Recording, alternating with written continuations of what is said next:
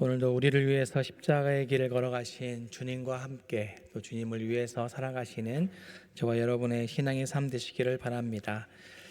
저와 앞으로 인사하겠습니다. 하나님이 함께 하십니다. 우리 구역장, 부구역장님들이 계시면 옆에 계시면 오늘부터 시작입니다. 이렇게 인사해 주시기 바랍니다. 표정이 좋으셔야 될 텐데 이렇게 좋으신 분이 많이 없는 것 같습니다. 오늘은 구역 권찰의 헌신 예배로 예배합니다. 그러니까 구역이 긴 겨울 동안 긴 방학을 마치고 이제 다시 구역 예배를 시작하기 위해서 오늘 헌신을 다짐하는 그런 예배입니다. 지난 권찰 수련회 때 제가 우리 구역장님들, 부구역장님들, 권찰님들께 질문을 드렸습니다. 구역이 무엇입니까? 너무 쉬운 질문을 드렸는데 우리 교회 권찰님들은요 역시 구역장을 가위바위보해서 받으신 게 아닙니다.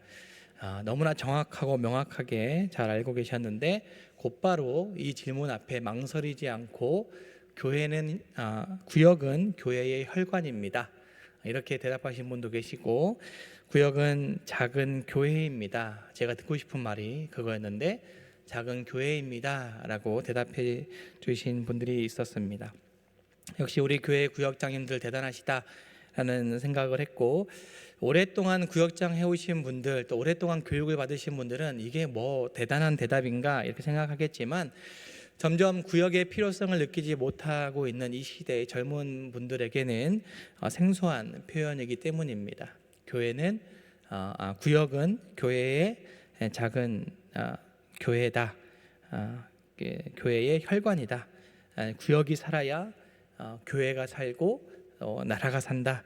이런 고백들을 예전에 많이 했는데 최근에는 잘 많이 하지 않는데 우리 구역장님들이 잘 대답해 주셨습니다.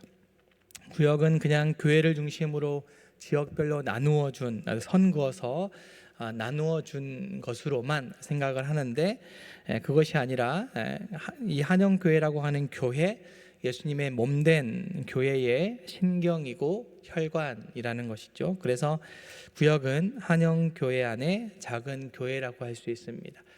우리 여기에서만 이렇게 예배하고 하는 것만 교회가 아니라 각자 구역 모임 자체도 교회라고 하는 그런 정체성을 가지고 우리가 구역 예배를 해야 한다라고 말씀드리면서 교회가 해야 되는 역할들에 대해서 우리 구역이 잘 감당해 보자라고 이렇게 구역 헌신 수련회 때 한번 말씀드린 적이 있습니다. 본격적으로 구역 예배를 시작하기에 앞서서 오늘 헌신 예배를 통해서 구역장으로 또 부구역장으로 권찰로 세워주신 하나님께 감사함으로 헌신하고 또 작은 교회인 구역이 교회다운 모습으로 잘 세워져 갈 수 있도록 쓰임받는 우리 권찰님들 되시기를 바랍니다. 오늘 시편 16편의 말씀을 함께 나누려고 하는데요. 표제어가 있습니다. 시편은 표제어가 있는데 뭐라고 써 있습니까? 다윗의 믹담이라고 써 있습니다. 믹담이라고 하는 생소한 어떤 표제어가 붙어 있는데 믹담이 무슨 의미일까? 학자들마다 견해가 좀 다르고 정확하게 무슨 말인지 밝혀지지 않았습니다. 어떤 사람은 속죄의 의미를 담고 있는 단어와 비슷하기 때문에 속죄의 시다라고 하는데 대체로 이제 유대 랍비들은요 이 시편이 아주 가치 있는 시편, 중요한 시편이기 때문에 황금의 시, 그래서 금언시다라고 불렀습니다. 그래서 시편 150편 중에 다윗의 믹담, 또 믹담시라고 하는 표제어가 붙어 있는 게 총 6개인데 그 중에 첫 번째로 나오는 시편이 바로 오늘 16편입니다. 주옥 같은 그런 고백이 담겨져 있는 그런 시라고도 할 수 있고, 우리가 한번 읽었지만 너무나도 주옥 같은 고백이 많이 담겨져 있는 그런 시임을 볼 수가 있습니다. 주제도요, 보통 이제 시편은 탄원시도 있고요, 감사시도 있고 찬송시, 이런 주제가 있는데 이 시편 16편은 내용을 보면 다윗이 하나님을 향해서 전적으로 신뢰를 고백하고 있는, 그래서 신뢰시다라고 할 수 있습니다. 1절에 보니까 다윗은 하나님이여 라고 하나님을 부르며 이 시를 시작하고 있습니다. 하나님이여 나를 지켜주셔서 내가 주께 피하나이다 라고 고백하며 시작합니다. 다윗은 2절부터 말씀해 보면 전혀 걱정이 없는 사람처럼 보이는데 1절을 보면요, 어떤 어려움 가운데 있는 것으로 여겨집니다. 큰 어려움 가운데 있는데 정확히 어떤 어려움인지는 알 수 없지만 10절의 말씀에 보면은 주께서 내 영혼을 수월에 버리지 아니하시며 주의 거룩한 자를 멸망시키지 않을 것이다 라고는 그런 신뢰의 고백에 비추어 봤을 때 생명의 위협까지도 받고 있는 그런 쉽지 않은 그런 상황이라고 짐작해 볼 수가 있습니다. 우리가 다윗의 생애를 우리가 잘 이렇게 들어서 알고 있지만 다윗의 삶 자체가 평탄하지만은 않았습니다. 쉽지 않은 삶입니다. 여러 번 생명의 위협이 있었던 그런 삶 가운데 다윗은 이런 주옥 같은 고백을 하나님 앞에 하는 겁니다. 이런 쉽지 않은 삶 가운데 그런 상황이지만 다윗은 여호와 하나님의 이름을 부르며 자신의 삶의 자리에서 하나님을 신뢰하며 하나님 앞에 나오는 것을 볼 수가 있습니다. 그러면서 2절에 여호와께 아뢰면서 하나님이 자신에게 어떤 분인지에 대해서 고백하고 있습니다. 2절인데요, 내가 여호와께 아뢰되 주는 나의 주님이시오니 주밖에는 나의 복이 없다 하였나이다 라고 고백합니다. 주는 나의 주님이시다 라고 고백하는 거죠. 내 주인 하나님이 나의 주인이시다 라는 말입니다. 이 말은 다른 표현으로는 어떤 표현입니까? 나는 하나님 앞에 어떤 존재라는 겁니까? 종이다라는 표현이죠. 나는 그분의 종입니다 라는 고백입니다. 신앙인들에 있어서 이 고백이 너무나 당연한 것이고 쉬운 고백인 것 같지만 쉽지가 않습니다. 우리가 살아가고 있는 세상은요, 계속해서 인생의 주인이 누구라고 가르쳐 줍니까?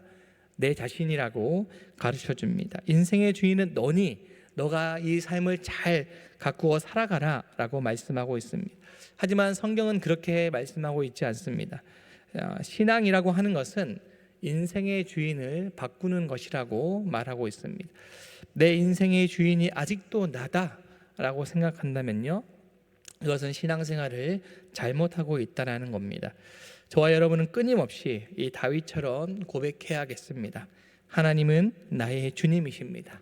내 인생의 주인은 예수 그리스도이십니다 라고 하는 이 고백을 통해서 우리는 날마다 주님 앞에 고백해야 되고, 또 그렇게 고백하면서 자연스럽게 따라오는 고백이 바로 뒤에 있는 고백입니다.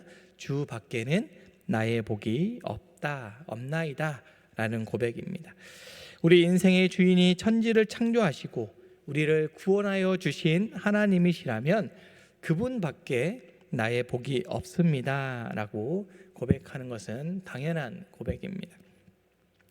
여기서 나의 복이라고 하는 말은요, 히브리어로 토바티라고 하는 단어를 쓰고 있는데 나의 좋은 것, 나의 가장 좋은 것이라고 하는 의미를 가지고 있습니다. 다윗은 세상의 어떤 것보다 하나님과의 관계가 삶의 좋은 것, 삶의 즐거움이다 라고 고백한다는 거죠. 여러분, 보통 이제 평안한 상태를 어떤 상태라고 이야기합니까? 여러분이 평안하다라고 했을 때는 저 같은 경우는요, 제 자신이 평안하다라고 생각했을 때는요, 일단 저와 제 아내와의 관계를 생각해 봅니다. 그리고 평안하다, 그러면 평안한 거죠. 그리고 두 번째로 저와 제 부모님과의 관계를 생각해 봅니다. 별일 없어, 그러면 평안하다라는 거죠. 그리고 내가 일하고 있는 어떤 사역의 현장 가운데 관계 속에서 관계를 한번 생각해 봅니다. 별일 없어, 그러면 평안하다라고 생각이 드는 거죠. 근데 가장 중요한 것은 하나님과의 관계가 내가 어떤가를 돌아보면 하나님이 나의 복, 나의 가장 좋은 것이기 때문에 나의 삶의 즐거움이 바로 하나님이 되신다라고 하는 고백이 우리 신앙인들이 해야 될 아주 중요한 고백이다라는 겁니다. 주님은 나의 복이라고 말했는데, 이 복이라고 하는 단어가 나와서 한번 짚고 넘어가자면요, 오랫동안 얘기했던 건데, 흔히 교회 안에서 복이라고 하는 단어와 축복이라고 하는 단어를 혼용해서 많이 사용하고 있습니다. 그래서 보통 기도할 때도 하나님 우리에게 축복하여 주옵소서라고 기도하기도 합니다. 근데 사실 영어로는 복이나 축복이나 같은 단어를 쓰고 있습니다. 언어도 마찬가지입니다. 비슷한 단어를 쓰고 있습니다. 그러니 우리가 한글로 사용할 때도 복이나 축복이나 같이 사용해도 괜찮은 것처럼 그렇게 느껴지고, 그렇게 이미 사회적으로 함의가 되어 있죠. 교회 안에서 축복이라고 써도, 축복해 주십시오라고 써도 하나님이 우리에게 복을 달라고 이렇게 기도하는 것 같다라고, 그렇게 암묵적으로 그렇게 사용하고 있습니다. 하지만 제가 성경을 읽으면서 느끼는 것은 한글은 다르다라는 거죠. 성경은 철저하게 복과 축복을 구분해서 사용하고 있는 것을 볼 수가 있습니다. 여러분이 성경을 읽을 때요, 복이라고 하는 단어, 축복이라고 하는 단어가 나올 때 유심히 한번 체크해 보면서 비교해 보시면 좋겠습니다. 어떤 경우에 축복이라고 쓰고 있고 어떤 경우에 복이라고 쓰였는지를 비교해 보면 곧바로 알 수가 있습니다. 대표적으로 성경 본문이 창세기 12장 3절인데 한번 읽어보겠습니다. 창세기 12장 3절 시작. 너를 축복하는 자에게는 내가 복을 내리고 너를 저주하는 자에게는 내가 저주하리니 땅의 모든 족속이 너로 말미암아 복을 얻을 것이라 하신지라. 너를 축복하는 자에게는 내가 하나님이 복을 내리고 라고 표현하고 있습니다. 공동번역은 좀 더 의미를 분명하게 하고 있는데요, 공동번역도 한번 보겠습니다. 너에게 복을 비는 사람에게는 내가 복을 내릴 것이며 너를 저주하는 사람에게는 저주를 내리리라. 세상 사람들이 내 덕을 입을 것이다 라고 말씀하고 있습니다. 한 군데를 더 보면요, 창세기 14장 19절입니다. 함께 읽겠습니다. 시작. 그가 아브라함에게 축복하여 이르되 천지의 주제이시오 지극히 높으신 하나님이여 아브라함에게 복을 주옵소서. 세 번역으로 보면요, 그는 아브라함에게 복을 빌어 주었다. 멜기세덱이죠. 멜기세덱은 아브라함에게 복을 빌어 주었다. 천지의 주제, 가장 높으신 하나님 아브라함에게 복을 내려 주십시오. 이렇게 번역하고 있습니다. 성경에서 축복이라고 하는 말은 사람이 하나님에게 복을 빌 때 사용합니다. 복이라고 하는 단어는 반대로 하나님이 내려주시는 것으로 사용하고 있습니다. 그러니 우리가 하나님 축복해 주십시오라고 기도하는 것은요, 통상적으로 우리가 하나님 저희에게 복을 내려주십시오라는 의미로 기도한 것이지만 한글의 의미로는, 원 의미상으로는 하나님 저희에게 복을 빌어 주십시오라고 기도하는 것과 같습니다.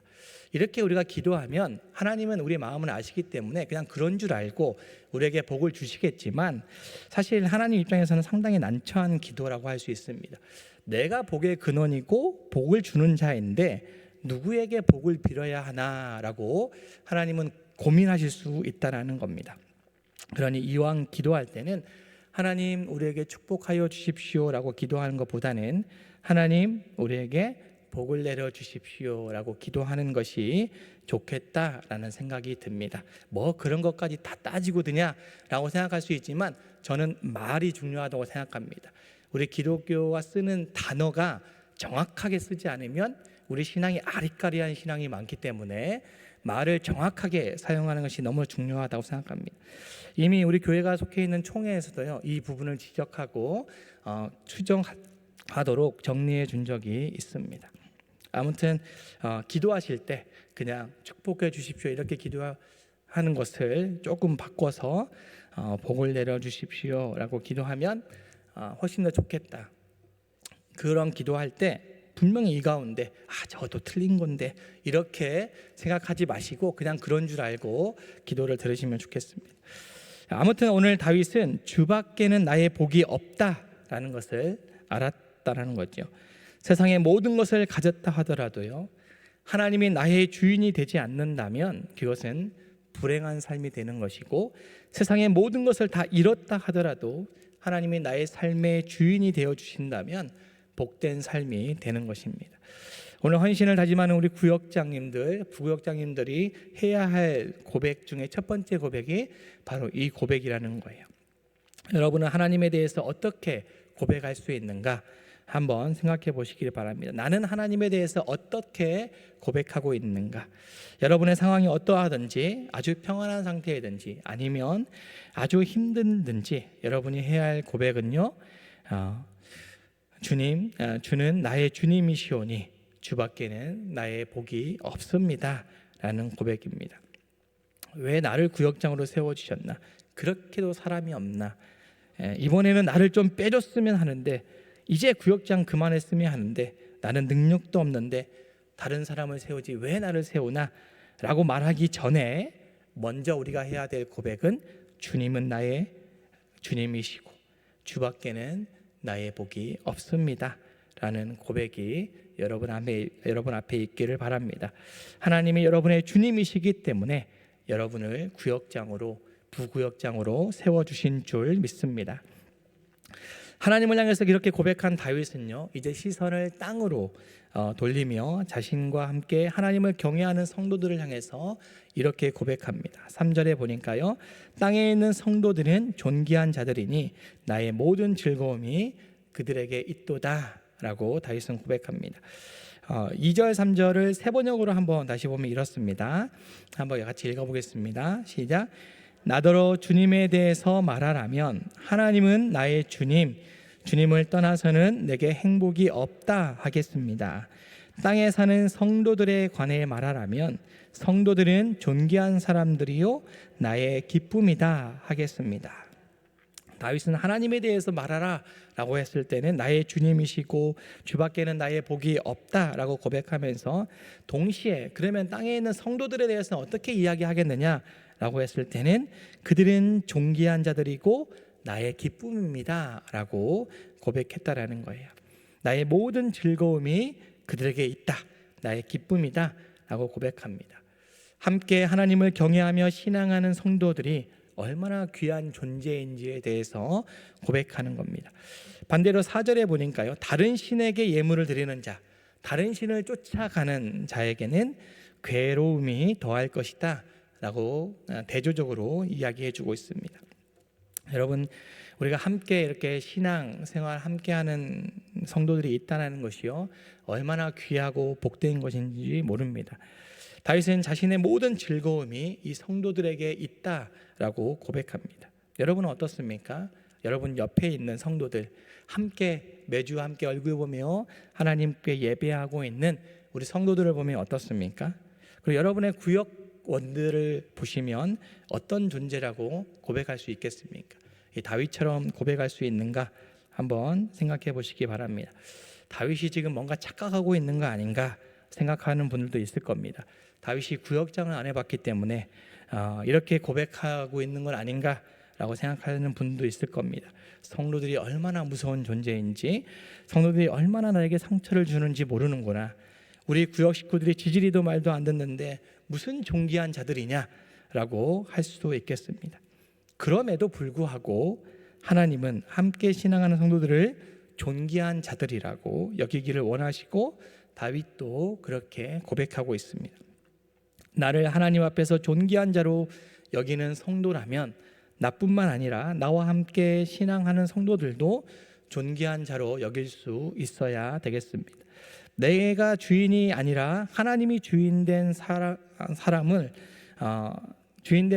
삶을 살아가는 사람이라면 역시나 하나님을 주인으로 섬기며 살아가는 성도들을 존귀한 사람이라고, 또 그들과 함께하는 것이 나의 기쁨이다라고 고백하는 여러분 되시기를 바랍니다.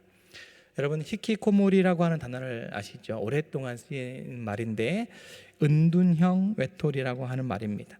사회생활에 적응을 하지 못하고 집안에만 틀어박혀 있는 사람들을 가리키는 표현입니다.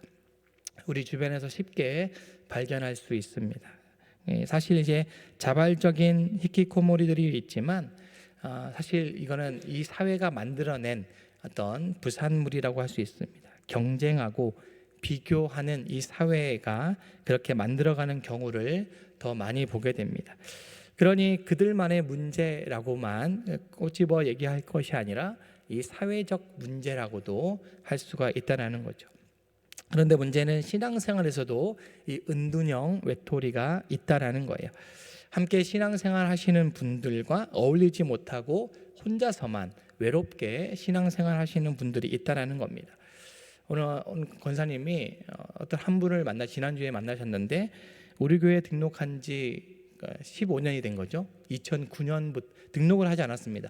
우리 교회에 다니신 지 그렇게 오래되신 분인데 아무하고도 교제하지 않고 그냥 혼자 예배 드리시고 식당에 가서 혼자 식사하시고 그냥 집에 가신다라는 거예요.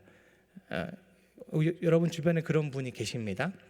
근데 권사님이 붙잡으셔서 이렇게 등록을 하도록 지금 준비를 하고 있는데, 그렇게 지금 이 시대는 혼자서, 우리 교회도 마찬가지로 혼자서 교회에 소속감을 가지는 것을 거부하며 이렇게 지내는 분들이 많이 계시다라는 거예요. 여러분 구역 안에서도요, 구역원으로 배치가 됐지만 늘 구역 모임 보면은 한 두세 명, 세네 명 이렇게 모이는데, 그렇게 은둔형 외톨이 같이 신앙생활 하시는 분들이 많이 있다라는 겁니다. 역시나 스스로 그렇게 결정해서 신앙생활하는 경우도 있지만 교회가 그렇게 만들어가는 경우도 많이 있기 때문에 우리 교회의 문제라고도 할 수가 있습니다. 여러분, 그런데 신앙의 핵심, 교회 생활의 핵심은요, 히키코모리가 아니라 코이노니아입니다. 함께 교제하는 것, 이것이 바로 교회의 핵심이고 신앙생활의 핵심입니다. 함께 어우러져 가는 것, 마치 성부, 성자, 성령 하나님이 사랑으로 하나를 이루어서 서로 교제하는 것처럼 성도가 함께 교제하는 것이 너무나도 중요하다라는 겁니다. 여러분, 구역 안에 은둔형 외톨이처럼 신앙하시는 분들이 계시다면 그들을 존귀하게 여기시길 바랍니다. 그리고 그들을 여러분의 교제 안으로 들어올 수 있도록 다른 구역원들과 함께 기도하시기를 바랍니다. 우리 구역 안에 또 다른 사람들이 들어올 수 있도록 벽을 치지 마시고, 우리 구역엔 더 이상 아무도 못 들어와 라고 벽을 치지 마시고, 작은 교회처럼 교회에 우리 말고는 아무도 못 들어와 이렇게 하면 안 되지 않겠습니까? 우리 안에 은둔형 외톨이가 생기지 않도록 여러분의 관심, 여러분의 사랑이 여러분의 소외받고 있는 많은 구역원들을 향해서 흘러가시면 좋겠다는 생각이 듭니다. 제가 청년부 시절에 청년부 셀장을 맡았습니다. 회사를 다녔던 시기이기 때문에 셀 모임을 보통 이제 평일 저녁에 했습니다. 퇴근한 이후에 교회 자모실에 모여서 이것저것 맛있는 거 먹으면서 셀 모임을 했습니다. 저는 셀장이기 때문에 셀 모임이 있는 날에는 아침부터 두근거리는 거예요. 설레이는 마음이 있습니다. 그리고 아침부터 오늘은 우리 셀원들에게 무엇을 먹일까 고민하는 거예요. 아마도 제 머리가 그때 빠진 것 같습니다. 무엇을 먹일까 이렇게 고민하면서 이렇게 맛있는 거를 사서 우리 셀원들에게 먹여주면 참 그때가 참 행복했다라는 생각이 듭니다. 퇴근하니까 보통 저녁 8시, 9시 이때 모이죠. 그러면 새벽 1시, 2시까지 모임을 했습니다. 대충 30분 하고 넘어가고 그러지 않았습니다. 깊게 대화하고 기도하고 이렇게 했던 것이 그런 시간들이었습니다. 처음에는 많이 모이지 않았습니다. 어떻게 하면 우리가 셀원들이 좀 모일까 이렇게 하다가 그때 저희는 모이는 숫자에다가 방석 하나 더해서 모였습니다. 5명이 모이면 6개 한 자리를 비워놓고 하나님 이 자리가 채워지도록 인도해 주십시오. 이렇게 빈자리를 만들어 놓고 자리가 채워지기를 기도했습니다. 그때 느꼈던 마음, 셀장으로서 또 구역장으로서 느꼈던 마음이 뭐냐면 한 영혼이 참 귀하다라는 생각이 들었습니다. 이 귀한 한 영혼이 오기만을 채워지기를 얼마나 기도했는지 모릅니다. 여러분에게 맡겨주신 구역원들 한 영혼 한 영혼이 존귀한 자로 여기시길 바랍니다. 그들이 신앙으로 성장하는 것을 돕고 바라보시면서 여러분의 기쁨으로 삼으시기를 바랍니다.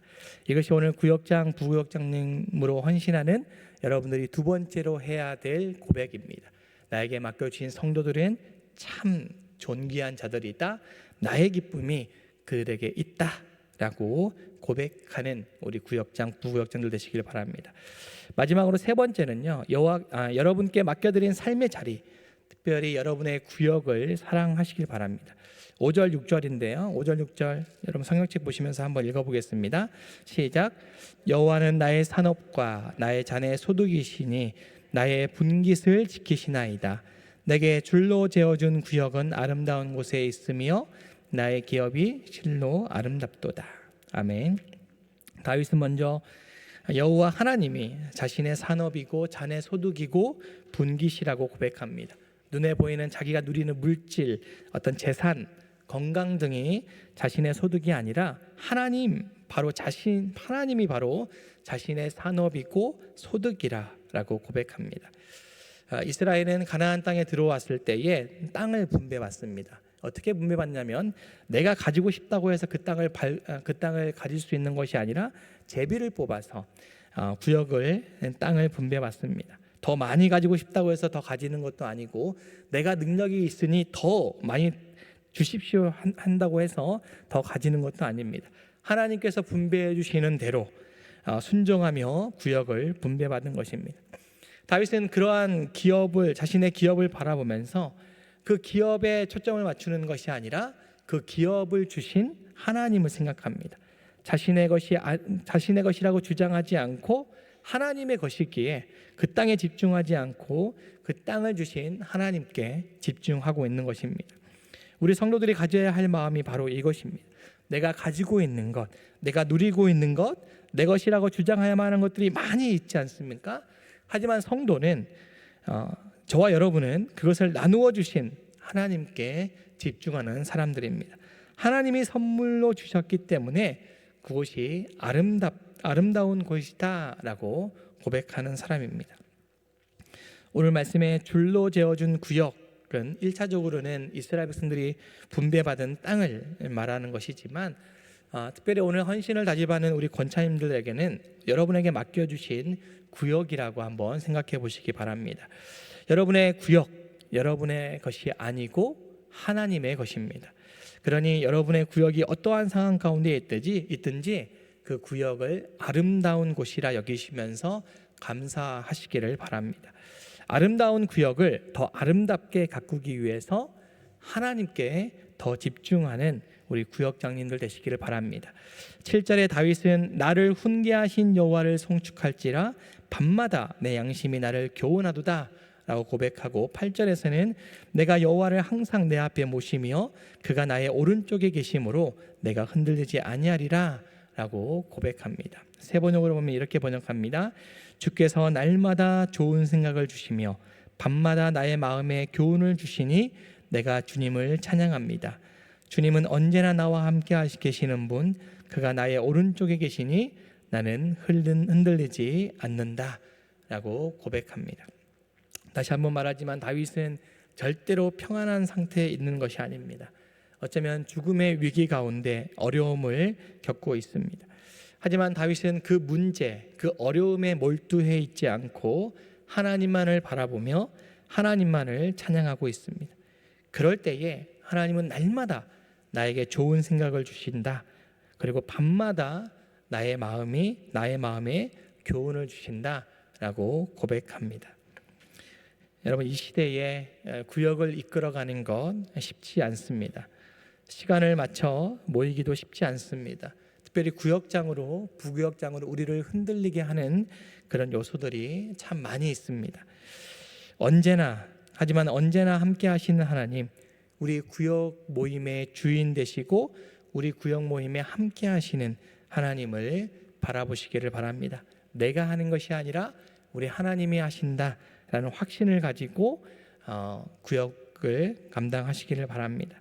주 앞에는 충만한 기쁨이 있고 주의 오른쪽에는 영원한 즐거움이 있다고 하는 오늘 이 다윗의 마지막 고백이 우리 구역장님들, 부구역장님들의 고백이 되시기를 바랍니다. 아무쪼록 올 한 해 새롭게 시작하는 이 한영에 속한 모든 구역들이 한영의 작은 교회들로 잘 세워지도록, 든든하게 세워져 가도록 할 수 있기를, 그렇게 쓰임 받는 우리 구역장님들, 부구역장님 되시기를 우리 주님의 이름으로 기원합니다. 시간 함께 기도하겠습니다. 사랑의 하나님, 오늘 건찰의 헌신 예배를 통하여 다시 한번 구역장으로 부구역장으로 불러주신 하나님 앞에 감사하며 나아갑니다.